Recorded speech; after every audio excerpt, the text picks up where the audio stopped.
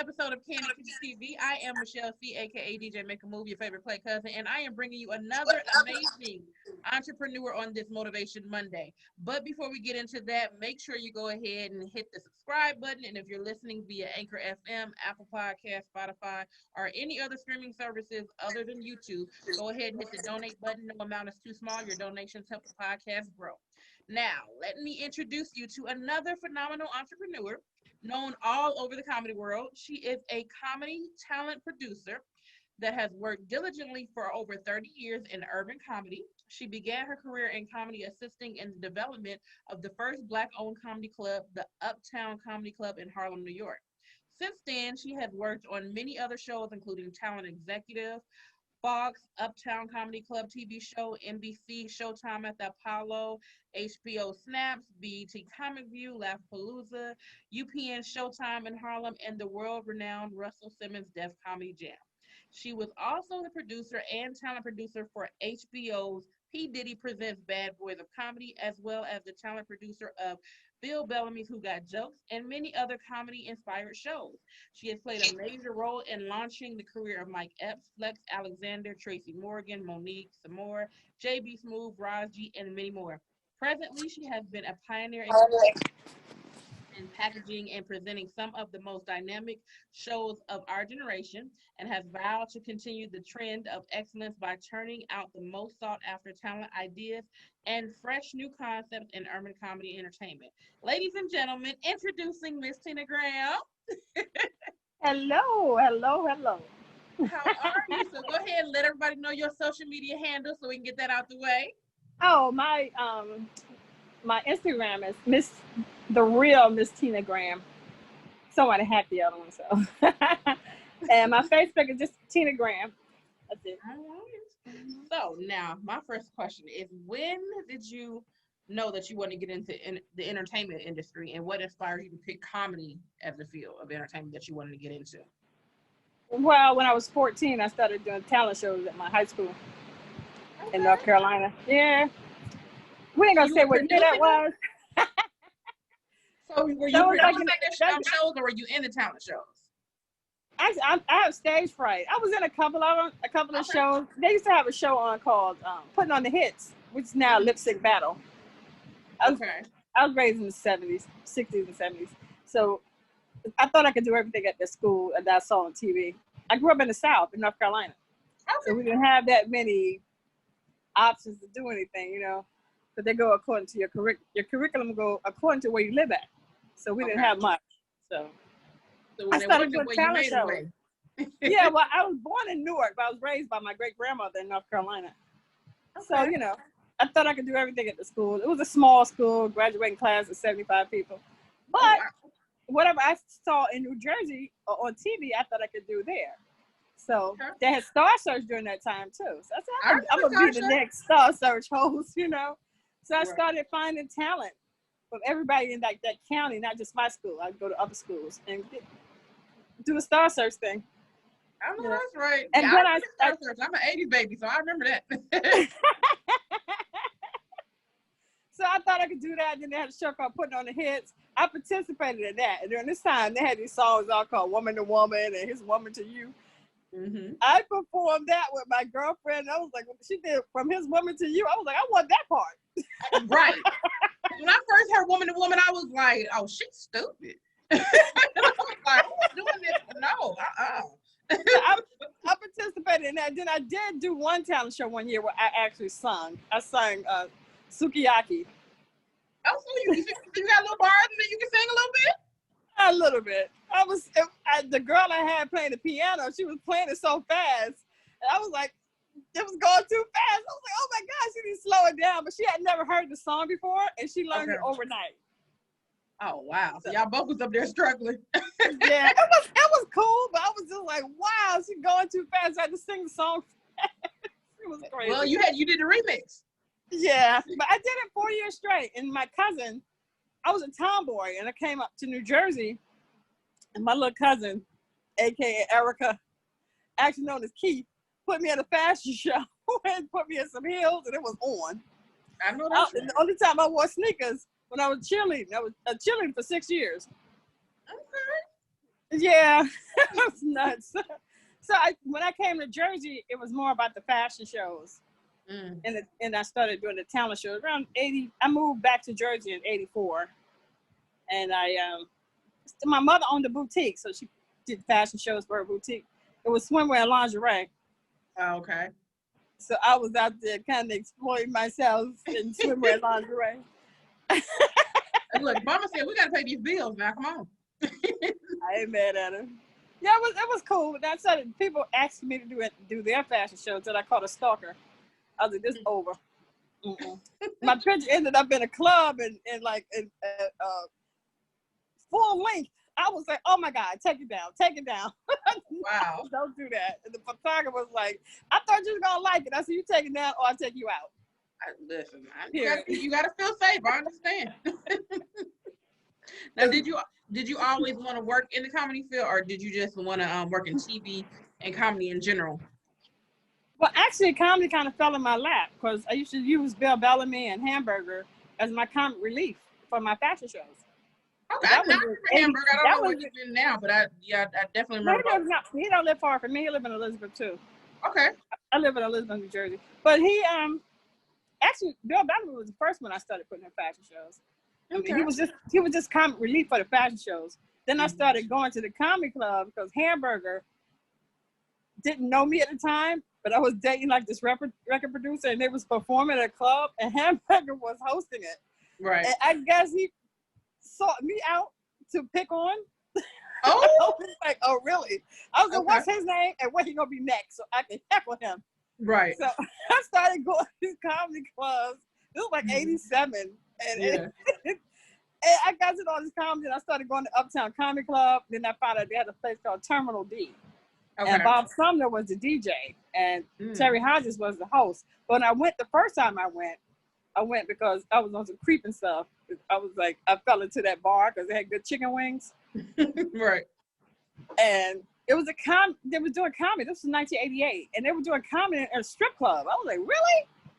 Yeah, I've heard about that recently because I've been around comedy clubs for a minute now, and they do a lot of comedy shows at the strip club. I'm like, how does that go together? But if that works. This was 1988. Yeah. Oh my God. You know, nowadays anything goes. They didn't know anything about comedy, black comedy, except for Eddie Murphy and Richard Pryor. And they were Richard.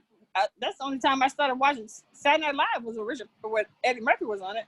Other than that, I grew up on Flip Wilson and Carol Burnett and Johnny Carson. That's the only channels we could get. Right. You know, back in the woods, if you had a good clothes hanger with some aluminum foil, you might get 3 channels. Okay. And that's the only one you watching too, and then you wait till MASH come on. Yeah, I grew up with like Flip Wilson, you know, and Roland Martin laughing. Remember that? I know. I remember Flip Wilson. I remember Golden, but I remember Flip Wilson. Yeah, that was 70s. I'm telling my age. Anyway. Well, I'm an 80s baby, but like I'm early 80s, so I got a mixture of, you know, both. So I like what Red Fox and all that. I know those. Like, what's funny is I didn't realize Red Fox was such a filthy comedian. And when but he's clever with his. No, I mean, it's good, but I didn't, because when I grew up, all I remember, I knew him from Sanford and Son. And then he's a comedian too. And I was like, oh, let me look up his comedy. And look up, I was like, oh, he has a filthy mouth. Yeah, well, my father used to have all the filthy albums that we used to listen to. Yeah. And it was back in the day, it was like Lenny Bruce and Red Fox and a few other people that was underground. Even Richard Pryor had a lot of albums out. Yeah. Yeah. But it takes a genius comic to have an album that you can actually visualize stuff. Oh, absolutely. You know, a lot of these comics now, they're visual. If you didn't see them, you won't get it. Right. You know, they got music in their act. Like, really, they're not joke tellers. You know, they're not storytellers. Richard Pryor was. So their albums was just like a regular album where they had a title of what they were talking about. That's right. Yeah, that's that old school. Like I knew you have to be a great writer, and that's what I didn't know because I'm a writer as well. But I didn't realize until I started kind of being in the comedy scene that like they're not just, you know, people that make you laugh. They actually, it's a skill set. You got to write. You got it's a lot that goes with it. So. Yeah, it does, especially when you got a joke that you can call back later on. It takes a really comic that can improv to do that. You know, because if you're telling a joke and it sticks, people are going to remember that callback later on when you do something and call that joke back. That's right. Like, oh my God, it's funny.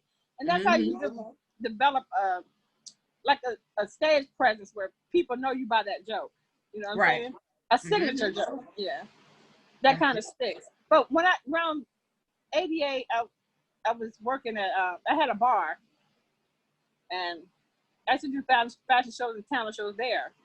As a matter of fact, one year in 1989, I had a talent show, and it was a group that wanted to be in it, like a special guest. And I let them in it because I was friends with their manager. A year later, I heard them on the radio, but they didn't have the same name. Okay. I was like called a singing bartender. So I was singing the song, it was on the jukebox, and I was like, "Man, play that song." And I would play the song and go around the bar. They would give me tips and stuff. And I was like, they said, "You don't even know who that is." I was like, "Who is it?" He said, "Remember that group that was in your talent show?" I said, "Nah, that's not them." They said, "Yes, it is." I'm like, Steady said, "You down with OPP? Yeah, you know me." I'm like, oh my God. I said, "Nah, that's Naughty by Nature." They said, "No, that's them guys that was in your talent show." Okay. They were called New Style at the time. Oh, wow. Yeah. Yeah, man, Benny was like, "Girl, you take me back to my humble beginnings." I know that's right. That's like I had a story like that about Silk. Before they became Silk, they sung at my uncle's wedding, and I remember when they came out. Like, I mean, this is years after. Like, that was way back when. And when they finally came out, I was like, "That's the same group that was in my uncle's wedding. Oh, they famous now." So, but yeah, it's so cool when you can see where they came from and how they just blow up. Right, exactly. And well, the same thing with the comedians. It's like I started. Bob Sumner came to my bar, and he was sitting there at the end of the bar. He stayed there all night until I finally paid him to see what I bartend. You just a drink. You run the coke, you Hennessy on the rocks, and whatever. You know, I come and ask you want another drink. That was it. I had no conversation. I need to get my money. You know what I'm saying? Right. So at the end of the night, he was telling me that he had a spot where he was doing comedy that I could do it there because I had a stage there. Okay. And I was like, I don't know. Then he would say, well, he worked at Terminal D. I said, I was at Terminal D before. They were doing, that's a strip club. He said, yeah, but they do comedy on Tuesday night. I said, yeah, I went there. It was like 5 people in there. But I hadn't went in months. Okay. He said, well, Tuesday night, I DJ there. But I was a DJ. So I went. I hung out, and Terry Hodges was hosting. It was packed on a Tuesday night. And this was like, I think this was 1988, 89. Okay. Like 88 going into 89. So, he said, I could introduce you to the Brown Brothers. The Brown Brothers were the owners of the Uptown Comedy Club in Harlem. Okay. But I had went there too because, like I said, I was chasing hamburger. He's like, I'm just trying to get my get back. Every time Hamburger had a show, I'd be like, boo. I show with like 5 girls. We're like, boo, boo, boo. You ain't got no jokes. You had a boo squad for my brother funnier than you. And he cornered me one day and said, who are you and why you keep messing with me? I was like, you owe me some money. He was like, what? I said, you made me part of your act. And we became friends after that. I can't believe you had a whole crew that just followed him around the booth. I'm a Sagittarius, honey. I got revenge. I wanted my money. But it brought me into comedy. I started watching other comics, Okay. So doing a comedy show at Bogey's one night. It's a place in East Orange. He cornered me in the back, coming out of the bathroom. He's like, who are you and why you keep picking on me? This is 1988, yeah. I was sure. I introduced me to the Brown Brothers, and I started getting comics from the Uptown Comic Club with Andre and Kevin Brown. Okay. So I had Bob to thank for even bringing me into comedy, So he introduced me to the Brown Brothers. A lot of stuff happened in between that, but we ain't gonna get into that. Okay. Because I was managing a singing group. Okay. And Bob said his family came from music, so Bob was helping me out with the guys. And the Uptown Comedy Club let them perform there. And then I opened up another spot with this guy named Kurt Gilmore, downtown Newark, right to 1991, 92. And then Terminal D was getting bigger in 1990. Bob left Terminal D with Terry and went to Club 88. In 1990, when stuff started developing for Black comedy, because people was coming all over the country to come to Uptown Comedy Club. They never paid anybody, but every week it was hip hop artists in there. It was Russell Simmons, P. Diddy, heavy, all the guys from Uptown Records. Mm-hmm. At the time, Puffy was an intern for Uptown. You know, that's Harlem. Right. So they would hang at the Uptown Comedy Club. Wesley Snipes, all of them hung there. And so it was like you never knew who you were gonna see at Uptown Comedy Club. And so not only did they do stand up, they had sketch comedy, and they featured hip hop artists. If you wanted to be a hip hop artist and go up, it was like a showcase room. Okay, I was gonna say, so you don't get paid, but you at least get to show your talent and have an option to possibly get picked up. Yeah. And at the time, nobody knew what to pay a comedian anyway. The reason why they even started the National Black Theater with the Uptown Comedy Club because they couldn't get in the white clubs. They couldn't get in Dangerfield and Catch a Rising Star or, you know, the Laugh Factory. They couldn't get in those rooms. If you did, you had to be a bringer comic, and they still wasn't guaranteed because you was black. Yeah. Even Caroline's, you know, Catch a Rising Star, all those clubs. They didn't allow no black people in there. So how did they even figure out how to pay a comic? Well, they never did pay anybody. And they had well, no, I mean, like, as comedy grew, how did they say, okay? The black comics are spoiled because the white clubs never really paid comics anything anyway, maybe $15. Okay. And a check, I think, the comedy store, all the comic clubs in LA, it's the same thing. $15? You get paid like maybe 20, 15, 75, yeah. Only people that got paid big time was people that was famous. Like back in the day at Dangerfield and Catch a Rising Star, if you wasn't J.J. Walker or George Wallace, you weren't coming in there anyway. Well, J.J. Walker was like the big comic back in the day. I can't figure out how did they even, because I mean, I get it was different times back then, but if you look at how a comedy club is structured, if you don't have a comic to do the show, you have no show. So why would you not want to pay them? Because there's always comics in there trying to get on stage. There's always comics in there. It just wasn't that many black comics in there. That's why they call it mainstream. Okay. Yeah, I mean, they had the monopoly on the clubs. Yeah, we didn't own any black comedy clubs. They thought there wasn't even enough comics. Michael Williams tried to get a comedy show on TV since 1985. And they told him, and he owned a comedy club in Atlanta and LA. Wow. And they told him there wasn't enough black comics. But there was a lot of black comics on the underground circuit. They just want to give us a shot. You know? So the Uptown Comedy Club was created. But Showtime and Apollo were featured comics, but they would feature them in the amateur portion. Right. And Terry Hodges talked them into having a professional segment for comedy. Yeah, I think at the time. It's messed up how they do Apollo, like, well, before they gave it a segment, because I'm not gonna lie to you, like, I've only been to Apollo one time, but I'm like, I just went because I wanted to boo. I didn't go to really look for good talent. I'm like, I just want to boo. And then it would be the day that I go that everybody was good. I was like, dang, I can't even boo. That was my first TV show. I mean, outside of Inside Stuff, I used to work for NBA. And I worked for Inside Stuff with Ahmad Rashad. And when I was working for the NBA, when the show ended, they sent me to Human Resources. I was like, oh my God, you gotta be kidding me. Then they wanted me to be permanent. I was like, nah, I'm like tempted. So when Andre Brown called me and said, do you want to work for the Uptown Club TV show? I was like, bye. I know that's right.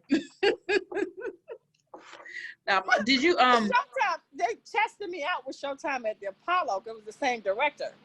Okay. So I did Showtime at the Apollo that year. That's how I met Don Curry, a lot of Montana Taylor, Jay Lamont, because I went to Houston. I met Rashawn McDonald because he owned the club, the Hip Hop Comedy Stop. This is 1992.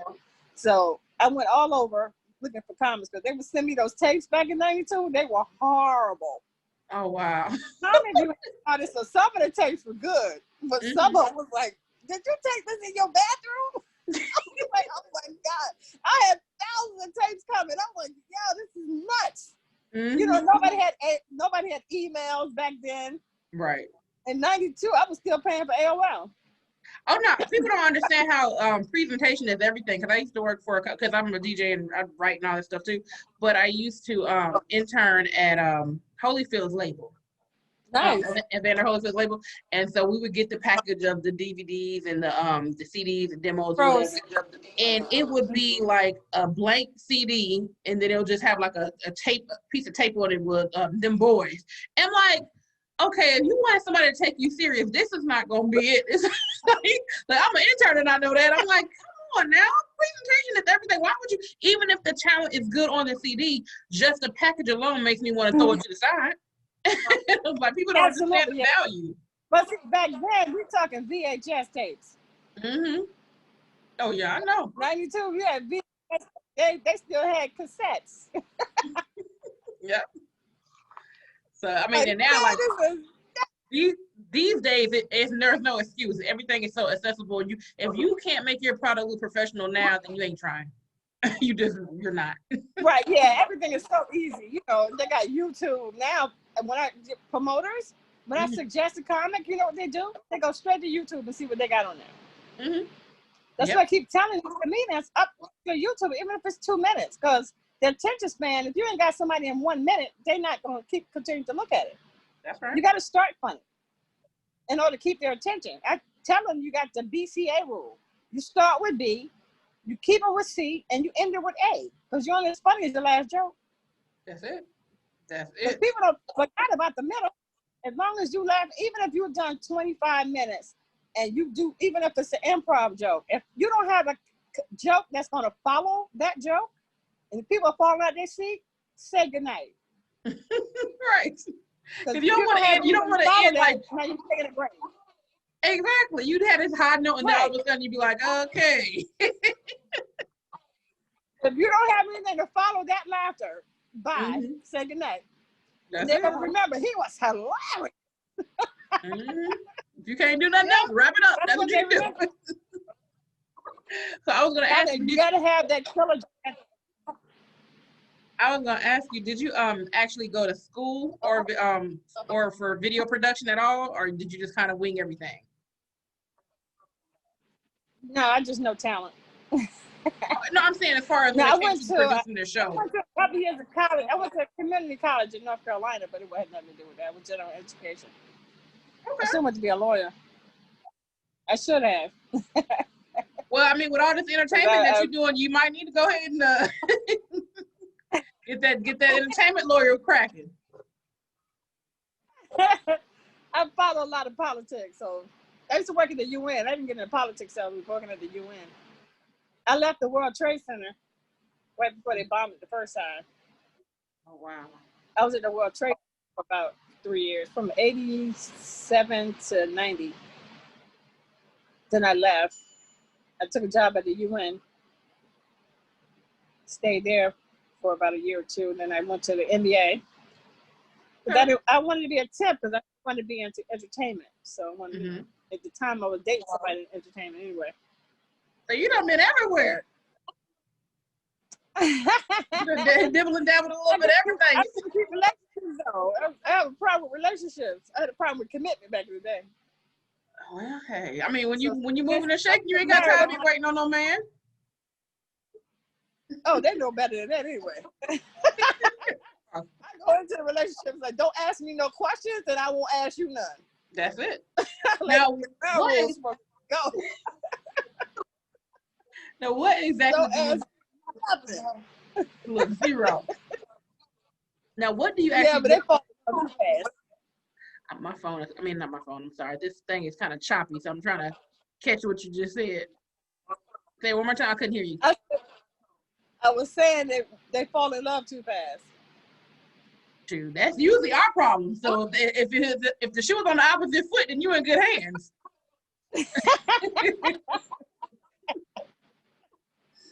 So my next question is, what do you actually look for when you're looking for talent? The first thing I see is, like you said, presentation, first impression, confidence, content, delivery, timing, substance, and And humility when you come off stage. I like when comics say, I can always do better instead of saying, oh, I killed it. Gotcha. You're supposed to other people say that, not you. That's not being humble at all. You know, I like to see them always on time. You know, I like to see the hunger, that, you know, that fearlessness and willing to go after what they want. But they got to be funny. You got to have that timing and, you know, just funny jokes with substance. I don't want to hear some of the stuff I hear over and over and over again. I just shut down. You know, it's like, come on, you got another subject. I know you got some kids or some family members that's messed up or something. You got an opinion on what's on the third page of the newspaper? You know, give me something that I ain't heard already. You know, so that's pretty much what I look for. You got to have the presentation.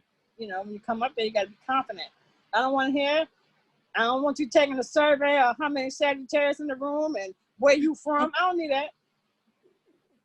So no crowd participation at all. Not at all. Come on now. I don't need a survey of who's here. Right. You know, you just wasted 3 minutes. They might only have 5 minutes of jokes though. That's why they wasted them 3. When you audition for me, you're only getting 3 minutes. If you don't have me in the first minute, you don't have me. Well, hey, you had 6 minutes. That's it. If you don't have me laughing in the first 2 minutes while you're auditioning, what's my purpose of looking at you? True. Because you only got 6 minutes on the show. So if you don't have me laughing, you're supposed to show me what you want to put on TV. That you work 10, 15, 20, 2 years, it don't matter how long you've been doing it. It only matters to other comics how long you've been doing it. If you got your stuff together in 2 years, and just because that person did it for 20 and they ain't got what they want yet, that's their problem. Because we don't ask you when you audition for us how long you've been doing it. Right, give us 2 minutes. Give us 2 minutes, period. And some people just are natural. Yeah. And some people aren't, you know. Some people can be doing it 20 years and they come back and audition for me. I'm like, didn't you do that joke 5 years ago when you auditioned? This girl got a photogenic memory for jokes. And then that's the messed up part of it. It's not like they expect to see you again. They were like, dang, she here again. Now they're going to see me again. They hate when I judge. They be like, oh my gosh, you're judging? So they look at the list and like, oh, Tina's here. All right, let me see what I got.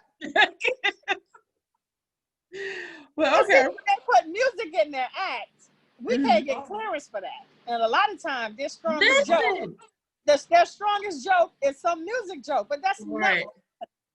I did not realize how, because I mean, I'm learning that now, like with TV and scripts and stuff like that. I did not know how, well, I know you have to get clearance, but I didn't know clearance was that pricey. So now I understand why people are like, no music. Because clearance. Uptown Comedy Club, they didn't charge a dime because they wanted their hip hop artists out there because there was no television for hip hop in the early 90s. Even Soul Train didn't want hip hop on Soul Train. Right. So when the Uptown Comedy Club TV came out, they featured hip hop artists stand up and sketch. Tracy was the last cast member they cast before they stopped the show. Okay. Tracy had only been doing comedy 2 years. Wow. And the show never got canceled. It's just that they wanted to move the show to LA. Yeah. And the Brown brothers didn't want to take it out of Harlem because at the time, Harlem really didn't have nothing but the 125th Street vendors. Okay. Because Showtime at the Apollo wasn't really doing anything under the Sutton clan. And that's all they had was the Uptown Comedy Club.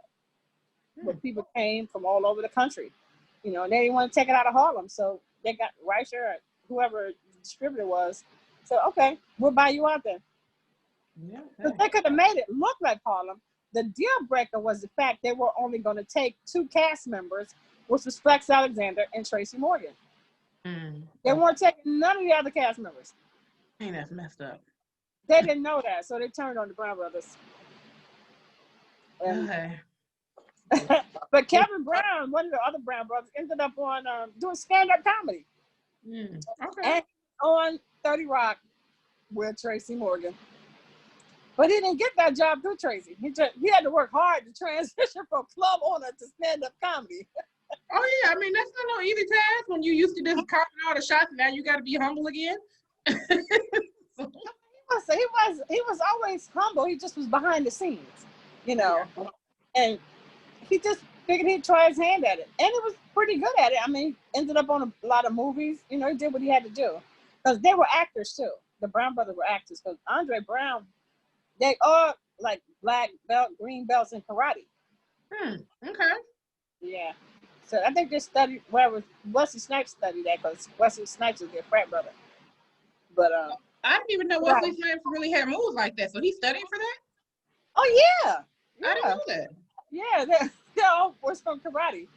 I ran into like the Hudlin brothers. I was at a black comedy festival in Acapulco Film Festival, the Black Festival they do every year. And he was like, "And where are you from?" I said, "Well, I work at the Uptown Comedy Club." They said, "With them karate niggas?" We got no karate. And if you was down with them, you had to learn karate.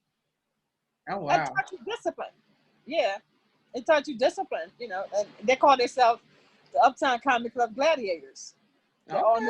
Everybody that was down there had to learn karate. Yeah, I took karate like when I was younger, and I quit. Yeah, because it does take some serious discipline. I was like, yeah, this ain't for me. I don't know karate. I'm like James Brown. I don't know karate, but I know karate. I know that's right. Now, what is your ultimate goal in the entertainment industry? What do you hope to achieve? Well, hopefully I got a couple of shows I want to produce. Okay. They're like a combination of everything I've done. You know, I combined the fashion show with the stand-up comedy. Okay. And the comedians, they model for me. Dope. And in between scenes, and not only that, I feature designers and black models and everything. I've been doing this since 1995. Okay. So the comedians with the real models, they go on stage, they do skits and stuff in it. And so you like the original Rip the Runway? Yes. Somebody said, "Fuck you, stole your idea," because he came after me. Oh wow! Yeah, so popular. I did it at all the colleges. I mean, the best one to me was Xavier University. Zuhead and Tony Tone turned it out. You hear me? No, that's right. Mike Epps got sick and threw all over the college. Oh, dang. Yeah, and I used the combination with the students. They set up the stage and the whole nine. I did it. Nice. That was 1998. I did it. They featured it at Laugh-A-Palooza. All-Star Weekend in LA.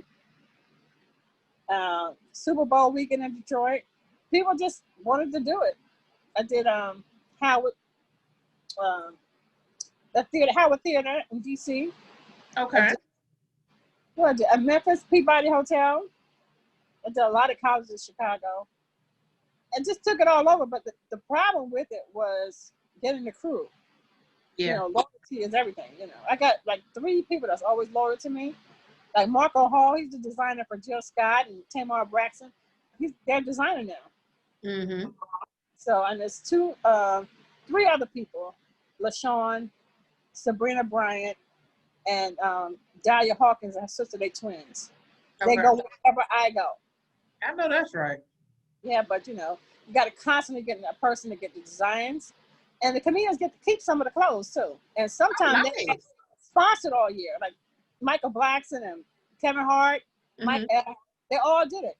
Tyler Craig got arrested. There was one of the best models I ever had. I know. I remember. I miss him. Yeah, I know him. But yeah, he was doing that for a minute. I didn't know that Tyler could model like that. Yeah, because he used to do his mom's fashion shows. And then I found out his mother was in fashion. Yep. And John Blasingame is a good friend of mine. She used to work for John Blasingame. And he told me that. I said, "What?"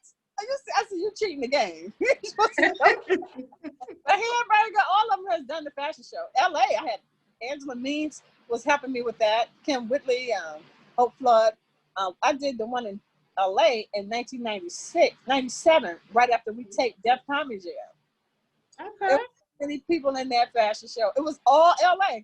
AJ Johnson has done all of them because he likes to co-host my original host was Monterey Ivy, who used to be a cast member on the Uptown Comedy Club, and he hosted the Uptown Comedy Club every week. He passed away in 2001, but we started the fashion show in 1995, and he passed away in 2001. Wow.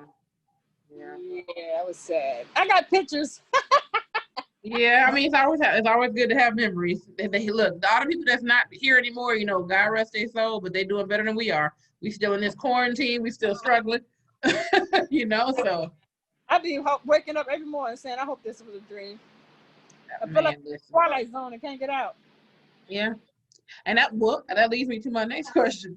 What is keeping you motivated during this quarantine, especially, with everything going on? Well, I wasn't really motivated at first until I got a phone call from Miss Karen Addison saying, I need you to book my comedy club. I said, bet. I'm back at it. That's right. So she's starting a comedy club starting into this month in Detroit. It's called the D-Pack Comedy Club. Okay. My first show is going to be Pierre. And the second show, let me think who it is. Oh, Kareem Green out of New York. The second one, I think, is Honest John and Howie Bell, which I didn't call them yet. Okay. No, I know Pierre and Howie Bell. I'm not familiar with the other two. Honest John? I know the name, but I don't know dude, man. The comedy, but I do know the name. Huh? He's the old dude always talking about smoking weed. I think he did comic view. Okay. And no, wait a minute. Yes, I know who you're talking about now that you said that. Yes, because I know the name. I just can't place who. Yeah, but I got the whole month of November booked already. I got AJ Jamal. Well, look at you on your grind. I'm trying to get this money. They cut off my lifeline. I can't book anything. And I had so many shows lined up. Yeah, I'm going to get out and start doing workshops with the comedians, giving them some insight on comedy. You can still do the workshops. You just got to do them through Zoom now. Ready for them. Well, no, that's what I'm saying. You can still do that. You can do it through Zoom, and then they don't get the code till they pay. There you go. Listen, there's a million ways to hustle, and I done found out about 50 of them. Oh, we need to talk after this. Hello. Yeah, I'm gonna start. Well, Mike's been trying to get me to do a podcast for the last 3 years. I said, if I do one, you're gonna come on? He said, yep. Greg Robinson said the same thing. I said, okay, I'm gonna get people that comics can't get. Listen, I'm telling you. Well, then we definitely gonna talk after this. I'm gonna show you how to hook it up. So what are some words of wisdom? Somebody offered me to be on their radio station if I get it started.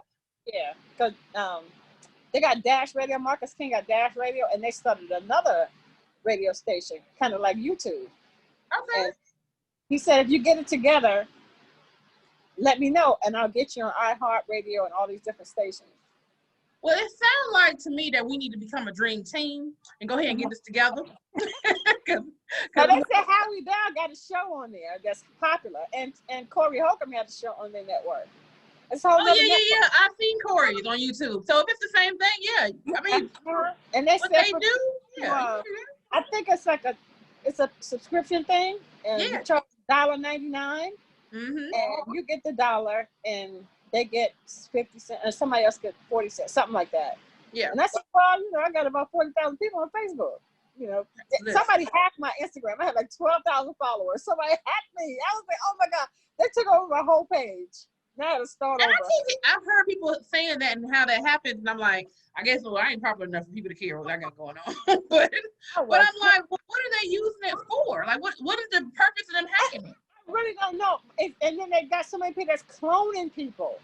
They cloned for a long time. Like, you got another. I was like, that is not me. They took the whole Miss Tina Graham name off of it and got their name on it, but all they got is my pictures. Which I have the pictures anyway because the pictures come out of my phone. Yeah. But I'm like, I got to start over? I don't even see I guess the only purpose I would, because I'm just trying to think the logic behind it. Like, what's the logic? Do you just need the numbers? I don't understand. Because you don't put any money on Instagram. Well, you don't put any numbers on what are you, one time, I reported somebody that was using mine. They was asking people for money. They still, I hate Messenger. Because they let anybody get on your messenger. And they be asking for money. I was like, oh no, this ain't who I am. They act like they know you. How you doing today? No, you know what get on my nerves? Them new Bitcoin people. If I get another Instagram or somebody saying, hey, how are you today? And I'm like, what do they want? Because anytime somebody say, hey, how are you? And they don't know you, they want something. So you're like, what is it?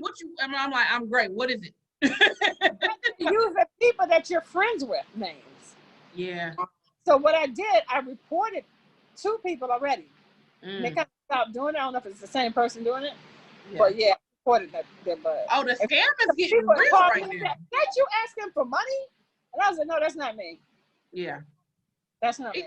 These scams are getting serious. The Cash App scams, the Instagram, every scam is getting real right now. I had somebody try to do a Cash App scam with me. The good thing about my Cash App, because I never keep my card on there. Like literally, if I have to use it, I'll do the transaction and then I'll take my card off immediately. So whatever they're trying to do, ain't nothing attached to it for them to do it anyway. And they kept trying to like request money. I was just like block, delete, and then they come back again, block, delete. I mean, whatever you're trying to do, they request money from you. Yes, absolutely. Oh, and then but this is the thing. Just like you said, they'll have your friends. They don't have. It won't be a random stranger where you can just like, oh no, it will be one of my friends' names out of my phone, and then it will ask for stuff. Because I remember one time, and it took every bone in my body to have to go off my friend, and then I had to realize, wait a minute, she would never do that. Let me make sure this. Call them up. Yeah, that's the best bet.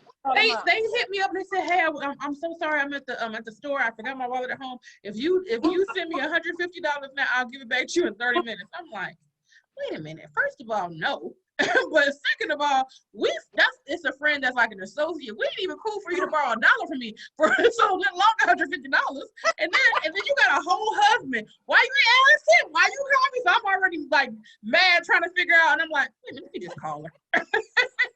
She was like, that wasn't me. I was like, okay, cool. I was just gonna say it. I was gonna go off. Yeah, I mean, I'm like, what? And everybody, I don't ask nobody for nothing. Yeah. Right. But I don't even ask my family for anything because I don't want to hear the word no. You know, it's like, I do for everybody, but people have selective memory when it comes down to them. Oh yeah, absolutely. But I don't remind people of what I did for them, because if I did it for them, I did it because I wanted to. And I do stuff from the heart, even with the comedy thing. So that means you're not petty. You watch a comedian sleep on my couch. So that means you're not petty, because most people, when they remind you, they're petty. Oh no, I don't do that. I don't do that.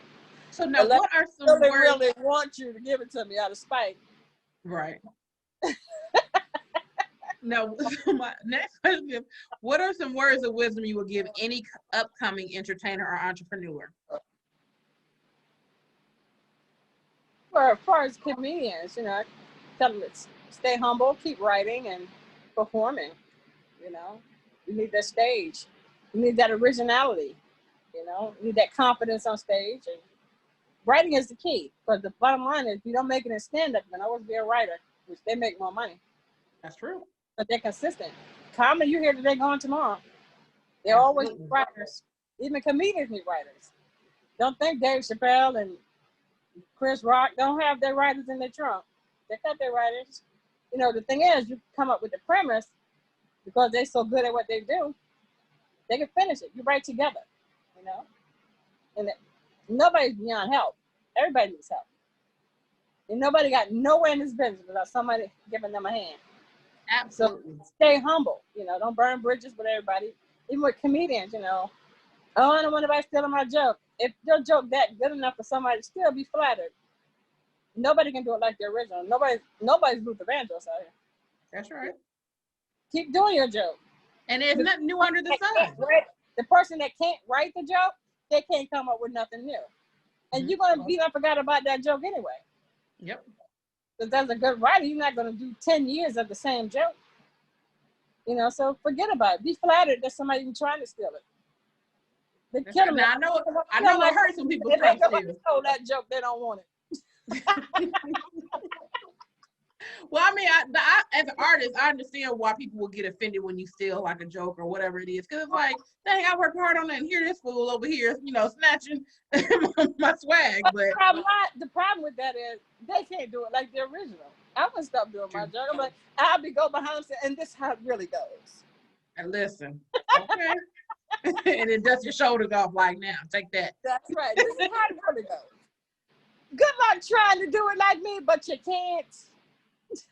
Exactly. And if you got enough comedy writing under your belt, you don't even have to do that joke anymore. Yeah.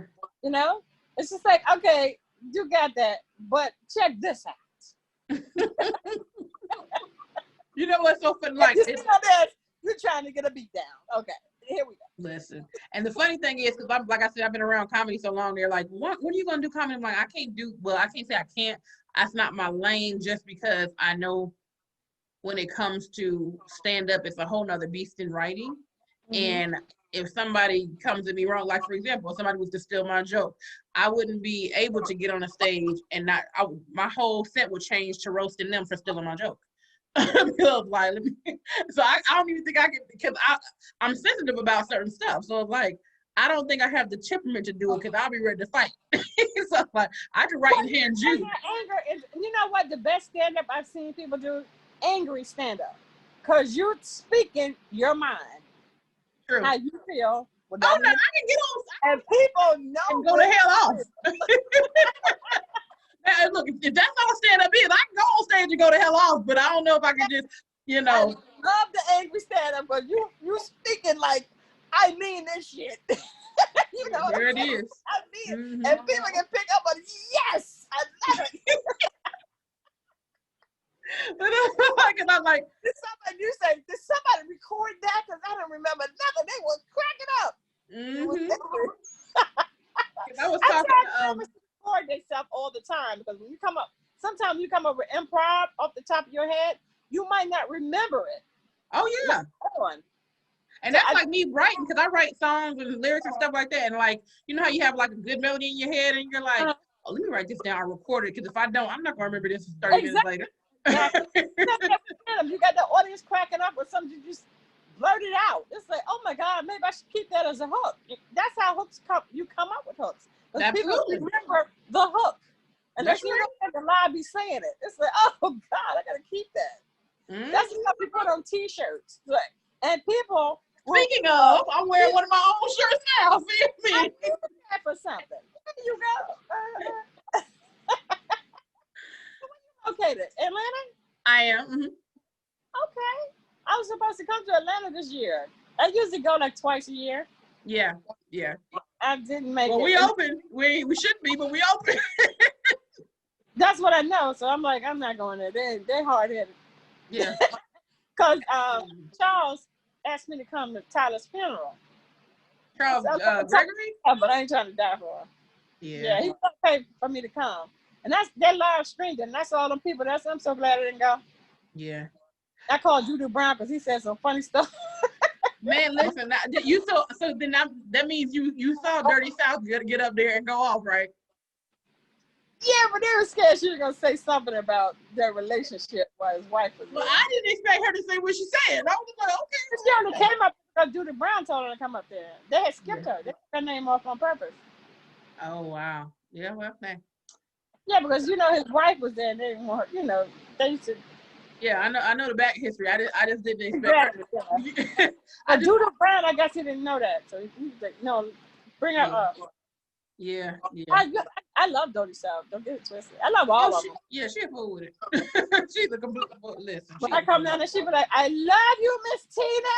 I love you, Miss Tina. She kisses all over my face.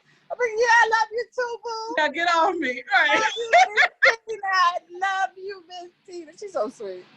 She's a sweetheart, boo. If you ain't used to that energy, you be like, all right, now it's Atlanta, get up off me, cuz. I just let her keep going. I love their attention, honey. Yeah, go ahead, girl. Yeah, right. You can try it in a minute. Well, before we get out of here, I always try to end Candid Kisses with some fun little segments. Our next segment is called Kiss or Diss. So these are celebrity crushes. So I'm going to throw out the names. You're going to decide who you kissing and who you dissing. Okay. Ready? All right. So we have Michael B. Jordan or Idris Elba. Who you kissing? Who you dissing? That's a menage a trois. Sorry. You know what? You only supposed to pick one. It's only gonna be one menage a trois. Okay. All right. Idris. All right. Next I like one. him dark and lovely, honey. I like him dark and lovely. Okay. The next one. Method Man or T.I. Who you kissing? Who you dissing? Girl, METHOD, man. Okay. All day long. All right. Last one. Forrest Whitaker or Flavor Flav? Who you kissing? Who you dissing? I'm gonna have to go with the weak eye. I'm sorry. Look like he's winking at me all the time. Yeah. And there you have it for that. All right. Now our last segment is our DAQs, and that stands for dumbass questions. They're just random questions I want answers to. All right. What is the stupidest thing you've ever done because someone dared you to? Ooh. That's hard. People don't dare me to do anything.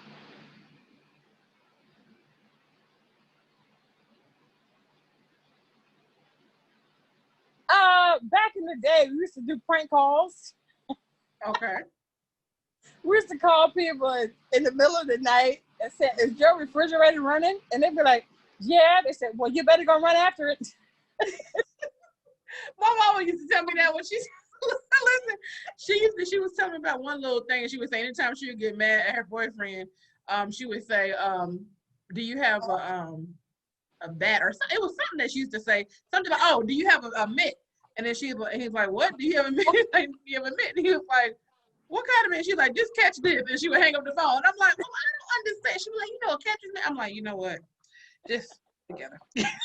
But she would use anything just to get off the phone. I'm like, Lord. That's funny. All right, next question. Would you rather be trapped in an elevator with 11 men with body odor or trapped in the elevator with 3 soaked dogs? 3 what dogs? Soaked. Wet dogs. Well, I'm gonna have to hold my nose. I ain't trying to do no dogs. So you would do the men with the body odor? Wait a minute. What's the question again? Would you rather be trapped in an elevator with 11 men with body odor or trapped in an elevator with 3 wet dogs? Oh, 3 wet dogs. Yes. What are we doing in the elevator? Standing there? Trapped. See, dogs love me and I love dogs. So Okay. it'd be wet dogs. Okay. I can't stand body odor. I can't handle the funk unless it's pee funk. All right. Now, if you could give a wedgie to any historical figure, who would it be? A wedgie? Mm-hmm. You got some crazy ass questions. A wedgie. Let me see who I don't like. There ain't too many I don't like, so. Okay. Wedgie. It'd be a prank, right? You said what? It would be a prank. Right. And it got to be a historical figure. Oh, historical figure. Yes.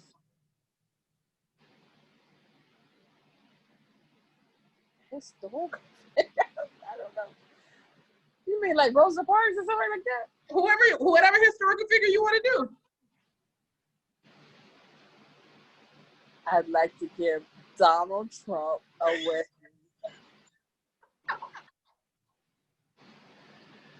Yes, I'd like to give him a wedgie. Oh, he's historical. Man, listen. Going down as the worst president ever. I will get him the ultimate wedgie. I want to pull it all the way over his head. How about that? What is going to come over that hair? I'm telling you. Oh, God. All right, so that is it for the segments. Now, before we get out of here, I always like to play this game, Sing or Do. During the quarantine, me and a good friend of mine, actually my DJ mentor, shouts out to DJ All-Star, we created a game called Sing or Do. It's a musical game. And what you're doing is you're going to sing the melody of the song, but you can only use the word do. And you win by guessing as many songs as possible.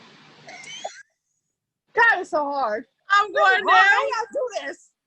Either I'm going down. Yes. Even though you cheated. I'm going down.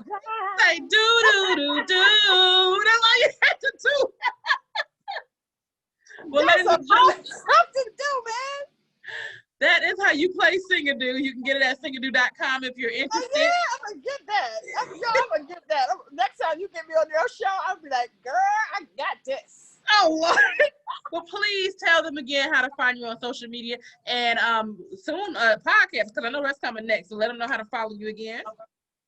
Okay, you can follow me on Instagram at The Real Miss Tina Graham. And that's TheRealMS. Tina Graham. TinaGraham. And on Facebook, it's just Tina Graham. I have 4 pages. If you can get on one, you're lucky. I do have a fan page. It's just Tina Graham. Yeah. So that's me all day. But any comedians that's headliners, I'm only booking headliners at the D-Pack Comedy Club in Detroit. So anybody want to go, if you're in town, let me know, and I can let Karen Addison. Shout out to Karen Addison for hiring me to book her comedy club. And it was a pleasure being on your show. Well, thank you so much. I got to see you do stand up. I got to see you. I'm not a comedian. I can't wait to see you. You're beautiful. Well, thank you, but no, I am not a comedian. Comedians are my friends, but I am not a comedian. You've never tried to do stand up. I have not. And people keep trying to get me on stage, and I'm not gonna say I'm afraid, but I just don't know if that's my lane. Girl, well, you're good at what you do, so stay in your lane. Because that stand-up lane is hard. Exactly. That's why I'm like, I don't know about that. They've been trying to get me to do stand-up for years. I said, you know what? I just feel bad for them girls if I got on stage. Okay. So I'm funny. I be punching up comics jokes. Well, that's what I'm saying. See, I'm a writer. I can make a joke and I can tell a joke. I can hand you one, but I don't know if I'm gonna get up there and do it. I'm gonna have a joke off on my show. Mm-hmm. Just tell them jokes. Just I don't care if they old jokes or whatever. You know, like Michael Collier do. This is an old joke thing. I just want them to tell the joke. Right. You know, it could be an old joke. It don't matter. You know, I just want them to be a joke off. Now, see, I'll do a joke off because I'm like, I'm not worried about the crowd. Like, okay, let's get ready to move. Are you good at jokes? Huh? Are you good at telling jokes? Yeah, I can tell a joke, but I don't know if I can take the crowd, judging me. Just to be a straight up joke. Yeah, like I can tell a joke all day long. Well, I can't think. Now that you put me on the spot, I don't know if I can. Let me think of one. Because I don't have, like, most of my jokes that I know of, they are situational or it's a story. So it's going to be a minute. That's what jokes are. You tell the story. Yeah, but it's a long story. Yeah, I got one. Okay. It was this couple, right? And they wanted to have a baby really bad. And the wife couldn't conceive, so they went and had fertilization. So they had the baby, and the doctor told the couple, it might have some complications. So they said, okay, we'll take that risk. We want a baby that bad. So they took the fertilization. She had the baby. It was a complication, though. The baby came out. It was just a head. Nobody, just a head. So the couple said, we're going to love it just like it was a normal baby. So the father, they took the head. They raised the head. When the head turned 21, the father took it to the bar and set the head on the bar and told the barkeep, my son just turned 21, give him a drink. So he gave him a drink, and the funniest thing happened. He started going to neck, arms, and torso. The father said, oh my God, it's a miracle. Give him another one. And the bartender said, you sure? He said, yeah, give him another one. He gave him another one. He started throwing the stomach, butt, and everything. He said, oh my God, give him another one. He gave him another one. He grew the legs, the thighs, the legs, and the feet, and stood up and dropped dead. The bartender turned around and said, oh my God, he should have stopped while he was ahead. You know what? Oh my God. Okay. That is hard. Well, see, that's what I'm saying. Like the jokes I know be like long ones like that. It's like I know you want to be here. Listen to no long joke. Well, let me stop while I'm ahead. Well, that has been another episode of Kandid Kisses TV. Make sure you like, comment, subscribe. Tune in every Sunday, Monday, and Thursday at 11 a.m. on Anchor FM, Spotify, Apple Podcasts, and most importantly, YouTube.